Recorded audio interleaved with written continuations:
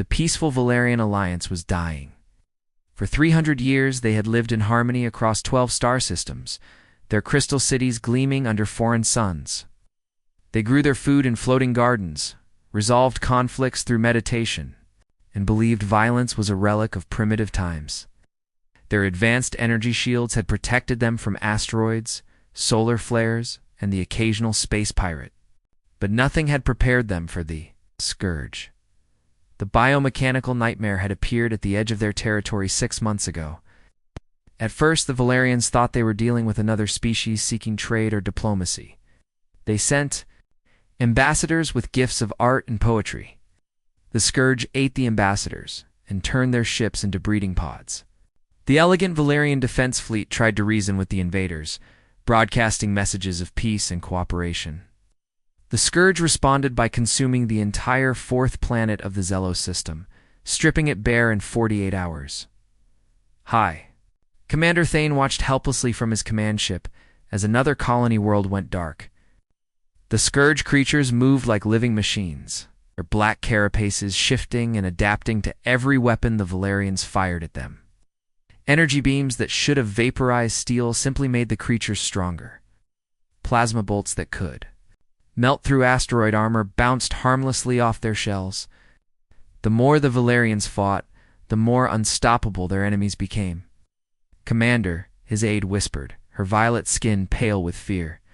The evacuation ships from Rathia Prime are not responding. We believe the Scourge has reached the surface. Thane closed his eyes.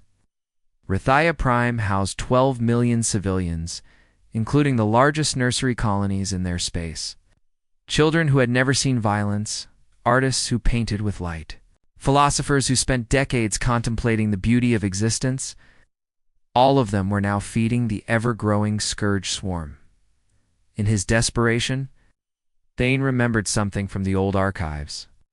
Before the alliance formed, before peace became their way of life, there had been warriors. The first Valerians had fought for survival against predators and natural disasters. They had built weapons, formed armies, and learned to kill when necessary. Those dark times had ended centuries ago, but they had left behind protocols, emergency measures for threats beyond imagination. Thane made his way to the deepest vault of his ship, where ancient technologies lay dormant. His fingers trembled as he activated the Beacon of Last Hope, a device that had never been used in living memory. It sent out a signal across the galaxy, reaching every inhabited system, every space station, every wandering ship. The message was simple, but desperate. We are dying. Please help us. We will pay any price. The response was immediate and crushing. The Zephanian Republic sent a polite refusal, explaining that they had their own security concerns. The Crystalline Confederacy offered thoughts and prayers, but no ships. The Silicon Collective ran probability calculations and determined that helping the Valerians would result in their own destruction. One by one, every civilized species in the galaxy found reasons to ignore the plea, but the signal kept traveling. Reaching the outer rim, where a few civilized species dared to venture, it passed through the domains of pirates and outcasts, through regions marked as dangerous on every star map. Finally, it reached a small monitoring station, orbiting a yellow star in an unremarkable system that most galactic maps simply labeled as Quarantine Zone Deathworld species. Lieutenant Danny Morrison was finishing his night shift when the computers started screaming. The translation software struggled with the alien language, but the desperation came through clearly. Danny had been monitoring space communications for 5 years, and he had never heard anything like this. The signal contained tactical data, population figures, and detailed descriptions of an enemy that seemed impossible to defeat. "Holy crap!" Danny muttered, reaching for his emergency comm. "Admiral Blake? Sorry to wake you, sir, but you need to see this. We just received a distress call from another species. They're getting wiped out by something called the Scourge, and everyone else in the galaxy has told them to go pound sand." Admiral Robert Blake was fully awake within seconds. He had spent 30 years in the Navy, fought in 3 interstellar conflicts, and earned his reputation putting down pirate fleets and terrorist cells. The idea that an entire species was facing extinction while others stood by and watched made his blood boil. "Send me everything," Blake ordered, "and wake up the Joint Chiefs. If these aliens are desperate enough to call strangers for help, then by God, we're going to help them." Within 6 hours, every military base on Earth was buzzing with activity. The Third Fleet, humanity's newest and most powerful naval force, began emergency preparations for deployment. Captain Troy Anderson started loading ammunition onto the battleship Vengeance, while Commander Pete Williams assembled 3 full Marine divisions. Earth was about to introduce itself to the galaxy in the only way it knew how. The fabric of space rippled and tore as 30 human warships burst out of hyperspace like angry gods.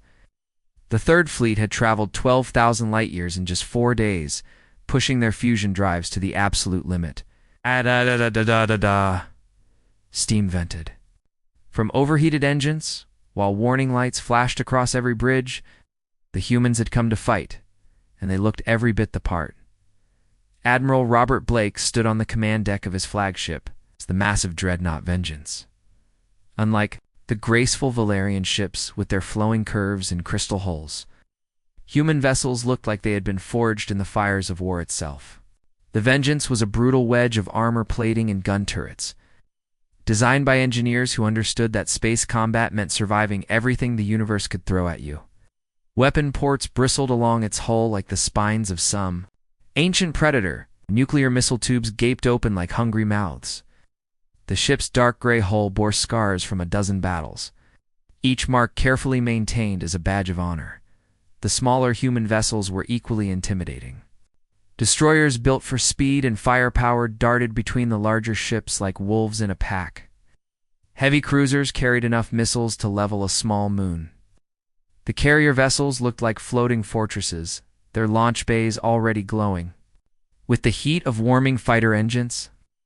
Every ship flew the blue and white flag of Earth, but more importantly, they all carried the unmistakable signs of a species that had learned warfare the hard way. Fleet. Leader Zeeth's voice crackled across the communication channels, barely able to hide his terror.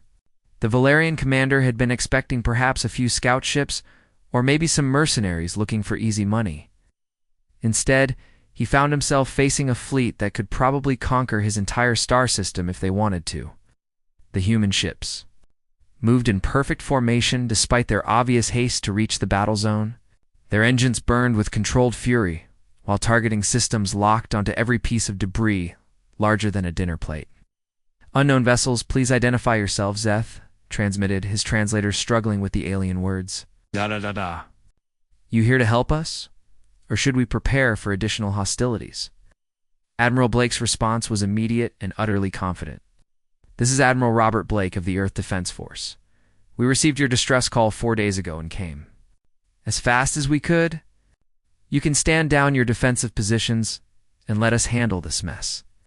The casual way Blake spoke about handling an enemy that had crushed every Valerian defense shocked the alien commander.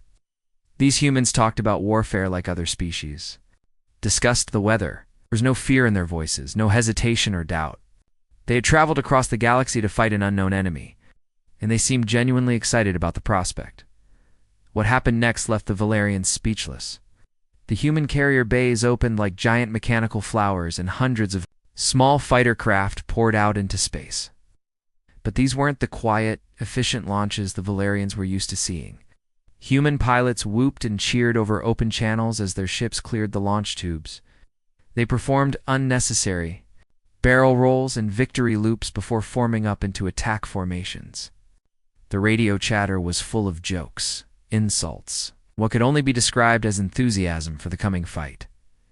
Major Kyle Thompson led the first fighter squadron toward the Scourge positions, his voice carrying clearly over the fleet communications.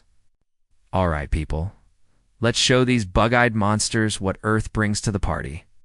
Remember your training, watch each other's backs, and try to leave some targets for the Navy boys." The human fighters moved like they were performing some deadly dance, weaving between each other in patterns that made no sense to Valerian tactical computers.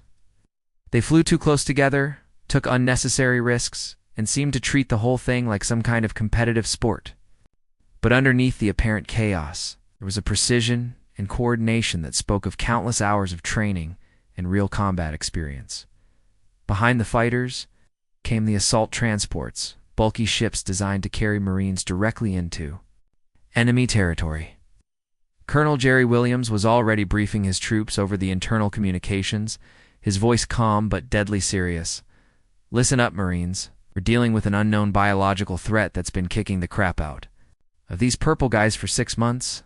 Expect heavy resistance, adaptive enemies, and probably some really gross alien biology. Standard equipment, extra ammunition, and remember your hazmat protocols. We're going in hot." The Valerians had never encountered warriors who approached battle with such a mixture of professionalism and barely contained violence. Their own military traditions emphasized defense, patience, and minimizing casualties. These humans seemed to view combat as both a sacred duty and the most exciting thing that could possibly happen to them. As the human fleet moved into attack position, Admiral Blake opened a channel to all Valerian vessels. "You might want to pull back to a safe distance. Things are about to get messy, and we don't want any friendly fire incidents. We'll handle the heavy lifting from here." The Scourge fleet was a nightmare made real. Dozens of bioships drifted through space like massive insects, their black carapaces glistening with some kind of organic secretion. They moved with disturbing grace, tentacles and appendages shifting constantly as they devoured the wreckage of Valerian defense stations. Each ship was unique, grown rather than built, with weapon ports that looked like gaping mouths and sensor arrays that resembled compound eyes.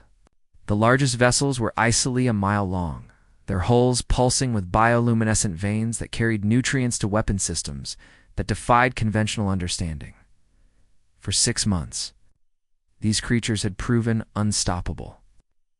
Valerians fired at them only made them stronger. Their adaptive armor learned from each attack, becoming immune to energy frequencies within minutes.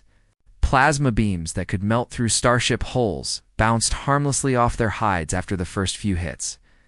Particle cannons that could crack asteroids simply provided the Scourge with new materials to incorporate into their ever-evolving defenses.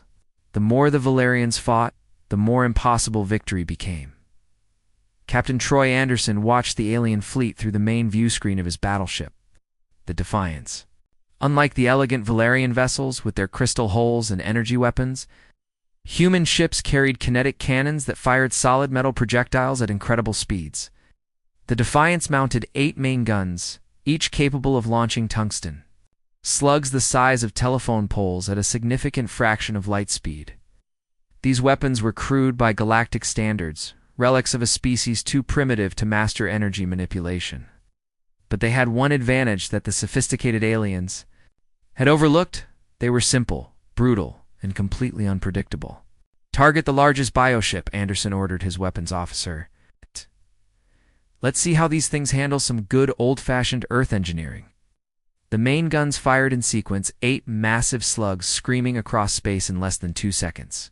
The Scourge vessel's adaptive armor began shifting immediately, preparing to absorb another energy attack. Instead, it got 8 tons of tungsten traveling at 30,000 miles per second. The projectiles punched through the bioship's hull like bullets through tissue paper, tearing massive holes that vented atmosphere and alien fluids into the vacuum of space. The effect on the watching Valerians was immediate and profound. Dr. Kell, their chief scientist, stared at her sensor readings in complete disbelief. For months, she had watched their most advanced weapons fail against Scourge defenses. Now, primitive kinetic projectiles were doing what their sophisticated energy beams could not. The bioship writhed in obvious pain, its hull bleeding some kind of luminescent fluid that crystallized in the cold of space. "How is this possible?" she whispered to her assistant. "Their weapons are so primitive. They're just throwing metal at the enemy." Major Kyle Thompson's fighter squadron was already diving toward the wounded bioship, their own weapons blazing. Human fighters carried a mix of kinetic cannons and explosive missiles, technology that most galactic civilizations had abandoned centuries ago in favor of cleaner energy weapons. But the Scourge had never encountered anything like human military doctrine, which emphasized overwhelming firepower and aggressive tactics. You know what your problem is? Thompson called out over the communication channels as his fighters strafed a Scourge cruiser. You guys think too much? Sometimes the best solution is the simplest one. Hit it hard, hit it fast, and keep hitting until it stops moving. The human pilots moved like they were performing some deadly ballet, their fighters weaving between Scourge, tentacles and bioplasma bursts with casual precision. They flew closer to their targets than any sane pilot should attempt, their weapons tearing into alien holes at point-blank range. When one fighter took damage, its wingman immediately moved to cover, laying down suppressing fire while the damaged craft withdrew. Their radio chatter was full of jokes and encouragement, treating the deadly battle like some kind of sporting event. But the real shock came when the human assault transports moved in. Commander Pete Williams led 3 companies of Marines directly toward a Scourge hive ship, their boarding pods cutting through the creature's hull like surgical instruments. The Valerians had never attempted to board enemy vessels during combat. The idea of deliberately entering a hostile ship while under fire seemed like suicide. The human Marines thought differently. They wore powered armor that enhanced their already impressive physical capabilities, carrying weapons that fired both energy bolts and explosive projectiles. But more than their equipment, it was their attitude that stunned the watching aliens. They moved through the Scourge ship's corridors with controlled aggression, clearing rooms with a combination of tactical precision and savage determination. Contact front, Williams shouted over the comm as his squad encountered Scourge defenders. The aliens were spider-like creatures the size of small cars, with razor-sharp limbs and acid-spitting capabilities. They had torn apart every Valerian boarding party that had attempted to engage them in close quarters. The human Marines opened fire without hesitation, their plasma rifles cutting down the first wave of defenders while they advanced steadily forward. When the creatures tried to swarm them, the humans switched to close combat, using powered fists and vibroblades with deadly efficiency. They fought like they had been born for war, every movement calculated and brutal. Within 3 hours, the first Scourge hive ship was a burning wreck. The Marines had fought their way to its central nervous system and planted nuclear charges that turned the entire vessel into expanding plasma. 2 more bioships followed quickly after, their adaptive armor useless against weapons they had never encountered before. The galaxy was about to learn that sometimes the most advanced solution was also the most primitive one. The tide of battle shifted dramatically when the Scourge revealed their ultimate weapon. From the depths of space emerged something that defied every law of nature. The Valerians understood. The planet killer was a living mountain of flesh and metal, stretching nearly 50 miles from end to end. Its surface writhed with millions of feeding tentacles, while massive organic engines pushed it slowly toward Valerian Prime. The creature's purpose was horrifyingly simple. It would consume the planet's entire atmosphere, stripping away the protective gases that kept 12 billion civilians alive. The monstrosity moved with deliberate purpose, its feeding appendages already extending toward the upper atmosphere. Where they touched, the sky began to change color. Oxygen molecules were broken apart and absorbed. Nitrogen was processed and stored, and trace gases were filtered through biological systems that had evolved specifically for planetary consumption. The Valerian population centers fell silent as emergency broadcasts warned everyone to seek shelter in the deepest underground facilities. High Commander? Thane watched helplessly from his command ship as his homeworld began to die. Every weapon in the Valerian arsenal had been fired at the planet killer without effect. Energy beams that could vaporize asteroids simply provided the creature with additional power. Nuclear missiles were absorbed and digested, their radioactive material incorporated into the beast's ever-growing mass. The most advanced civilization in this sector of the galaxy was completely helpless against a single biological construct. Admiral Blake Thane transmitted desperately to the human flagship. Our weapons cannot penetrate its defenses. The creature is immune to every form of energy we can generate. If you have any ideas, please share them quickly. My people have perhaps 6 hours before the atmosphere becomes too thin to support life. Admiral Robert Blake studied the tactical display from the bridge of the Vengeance. The planet killer was indeed massive, but his experienced eye could see something the Valerians had missed. The creature's feeding tentacles were relatively delicate, designed for atmospheric processing rather than combat. Its main body was heavily armored, but there had to be vulnerable points where the biological systems connected to the propulsion organs. Lieutenant Ryan Cooper, "What's our heaviest payload?" Blake asked his weapons officer. Cooper consulted his tactical computer, running through the ship's manifest. "Sir, we have 3 stellar torpedoes in the forward bay. They're mining charges, designed for asteroid cracking operations. Each one carries a fusion warhead with a yield of approximately 50 megatons." Blake nodded thoughtfully. Mining torpedoes were not technically weapons of war. They were industrial tools used by human corporations to break apart large asteroids for mineral extraction.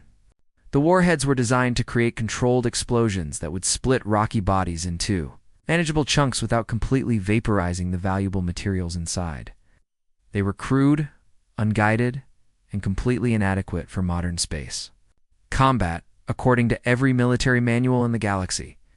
"Sir, those torpedoes are not designed for combat use," Cooper protested. "They have no targeting systems, no armor penetration capabilities, and no defensive countermeasures. Against a target that sophisticated, they would be completely ineffective." Blake smiled grimly. "Son, sometimes the best weapon is the one an enemy doesn't expect. That thing has been adapting to energy weapons for months. Its biological armor has learned to absorb plasma, deflect particle beams, and neutralize nuclear radiation. But I'm willing to bet it's never encountered a 50 megaton mining charge delivered at close range."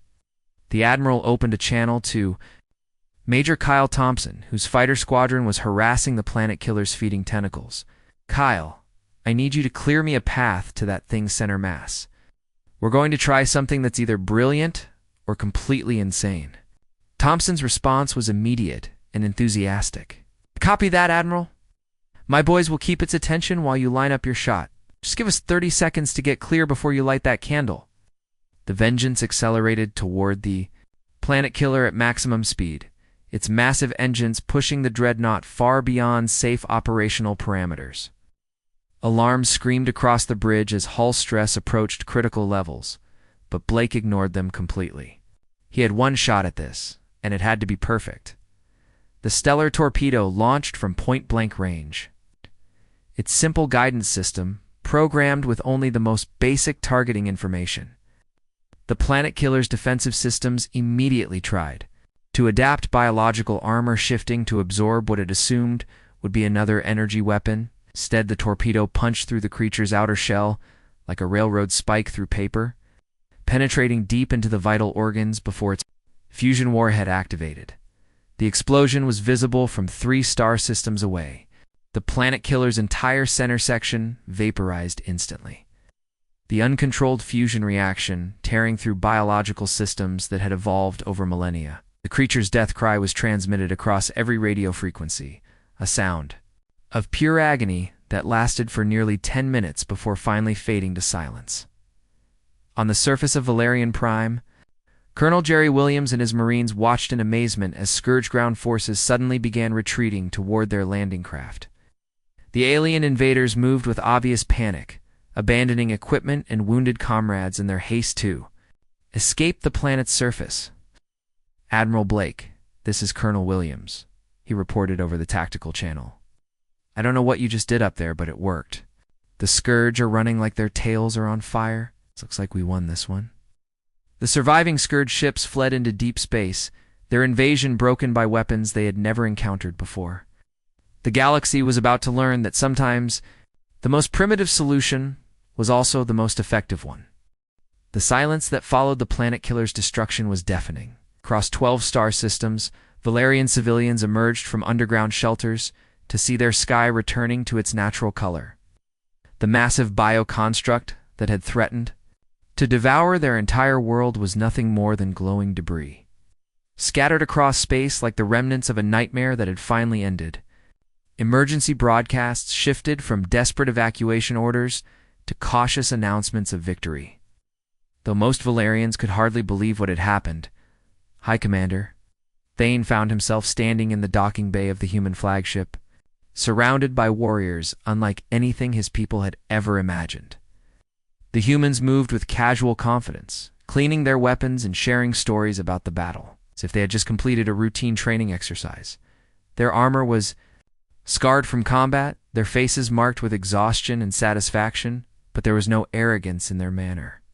They had saved an entire civilization, and they seemed to consider it just another day at the office.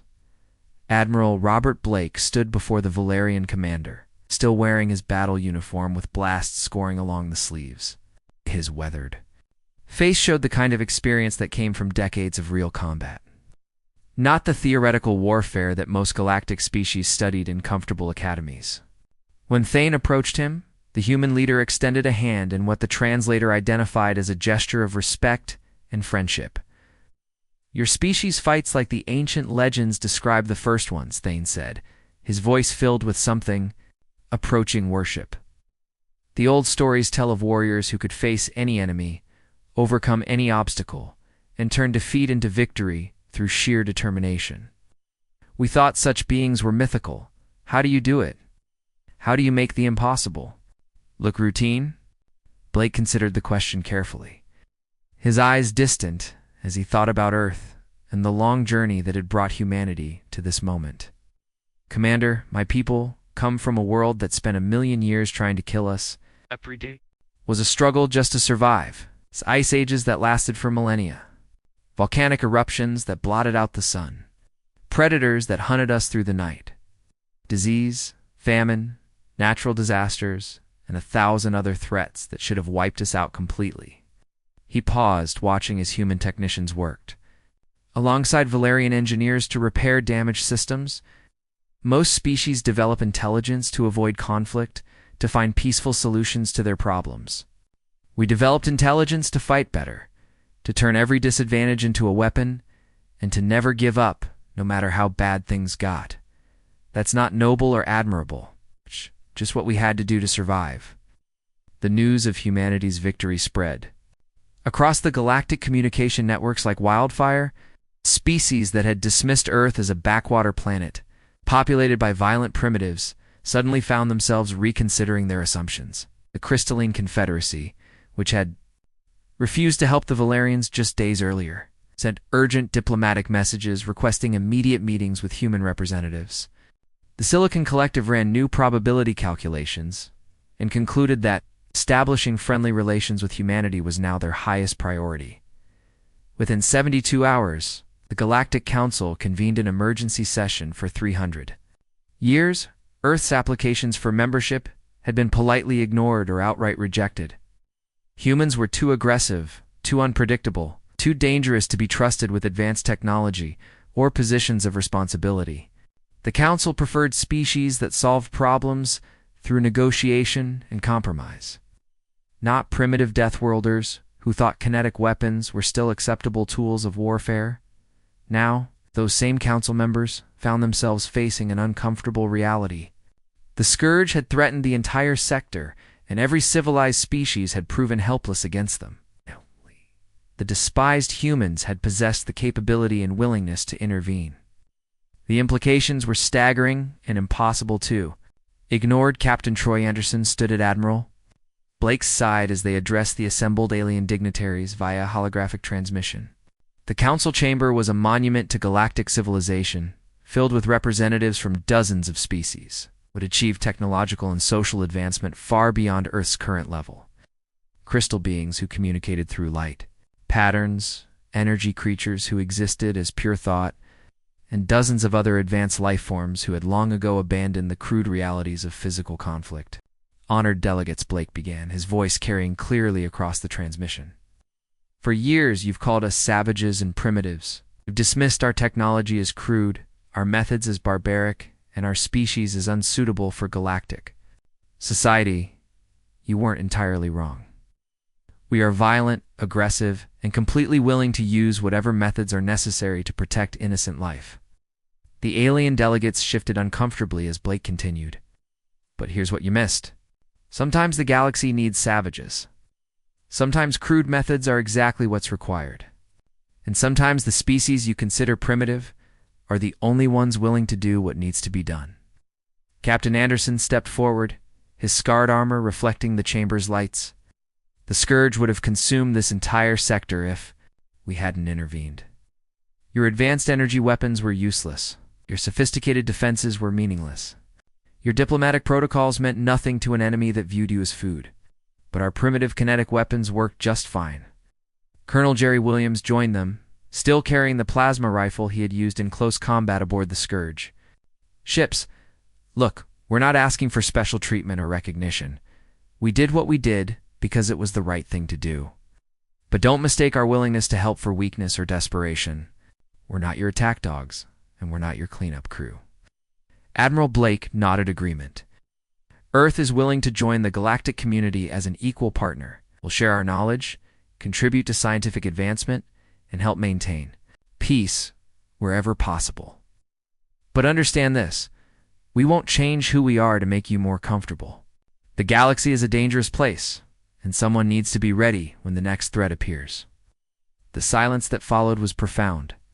For the first time in centuries, the Galactic Council was forced to confront the uncomfortable truth that their advanced civilization had fundamental weaknesses. It achieved peace by avoiding conflict. That meant they were helpless when conflict found them anyway.